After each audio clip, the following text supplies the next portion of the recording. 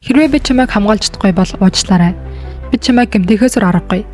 Плей-оффын тайзан дээр анх удаа гарч буй Стефен Карри ямар аимшигтай зүйл хийсэн болоод эсрэг талын дасгалжуулагч ийм галзуу үйлдэл хийх хүссэн юм бол хэрвээ эсрэг багийн тоглогч орохгүй байсан бол тэгвэл Стефен Карригийн мэргэжлийн замнал үнэхээр төгсөж болох байсан.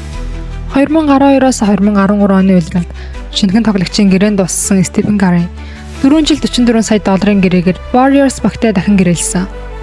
Тухайн үед зарим хүмүүс байнга гэмтдэгшлэн тоглогчийг ийм өндөр гэрээ санал болгох нь газуурсан хэрэг гэсэн ч Стефен Карри асар их хүчмжлэл дундаж багаа удирдан баруун бүсийн 6 дугаар байрт оров.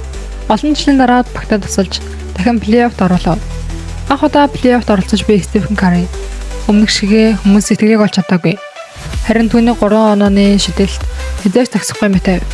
Хүмүүс бодохдоо биеийн ширүүн тэмцэлтэй плей-оффын тайзал энэ тоглогчийг жинхэнэ шалгартнуу гэдгийг шалгах царийн ганц шүүлтийн арга юм. Тэр тэнгэрдүүлж хордоо хөдөлгөөнтэй шилийн сайн хамгаалагчтай нүүр тулахдаа өндөр үр дүндээ тоглолтоо өргөжлүүлж чадах хэсэг нь том асуултын тэмдэг хэвээр байв.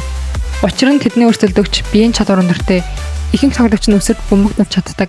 Тухайн улирлын баруун бүсийн 3 дугаар байрны Nuggets баг байсан. Фэнүүд бүр тоглоомоор энэ багийг хөнгөн атлетикийн баг хэмээн нэрлэж байв.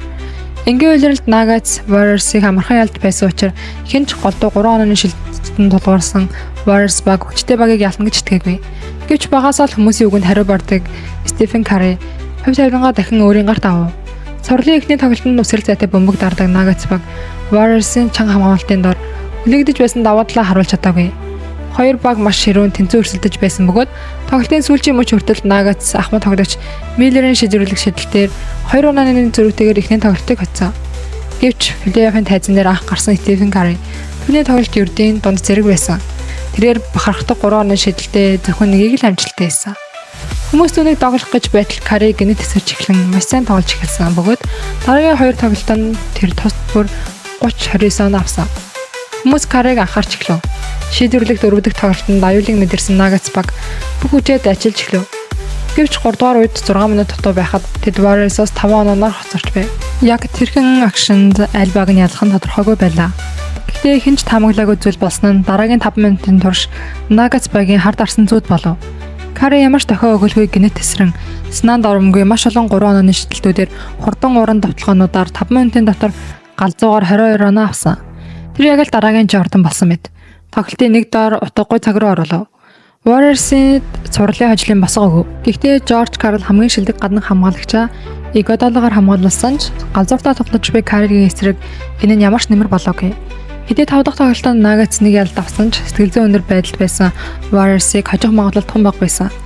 Карриг хязгаарлахын тулд Nuggets-ийн ахлах дасгалжуулагч George Karl 6 дахь тоглолтоос өмнө асар хорон төлөвлөгөө боловсруулсан бөгөөд тэр өөрийн тоглогчоо бохир арга хэрэглэж болно гэж зөвшөөрсөн. Хэрвээ хамгаалж чадахгүй бол түүнийг гэмтээ гэсэн заавар өгөв. Тоглолтын завсарлагын үеэр тэр сэлгээний тоглогчдод хэд хэдэн удаа өөрийн муу төлөвлөгөөг хэрэгжүүлж тохио өгсөн. Гэвч энэ төлөвлөгөө хамгийн ихэнд татгалзсан хүн бол төрөлхөөсөө энэрэнгүй зантай Iguodala байсан. Тэр зогсоогоороо өгсөн ч ийм муухай зүйл хийхгүй гэсэн бөгөөд Карри гэмтгээс сэргийлж тоглолтын өмнө Каррид анхааруулсан. George Karl-ын төлөвлөгөөч нуруу өнөв. Карригийн анхны плей-оффын аялалтаа 6 тоглолтод дунджаар 24.3 оноо авсан. Самбарт 4.3, дамжуулалт 9.3, өндөр хамгаалтын доорч тэрээр 3 онооны шидэлтэй 44.2 оноотой оновтой шидсэн. Тоглолт бүрт дунджаар 4 удаа 3 онооны шидэлт хийсэн. Карри давтагдшгүй тоглолтоороо хүмүүсийг алмааруулж чадсан. Ганцхан 3 онооны шидэлтээр ч ялтавч болдгийг харуулж, туршлагатай Popovich хүртэл уулан адуулав. Тэр бол өнөө үеийн Michael Jordan.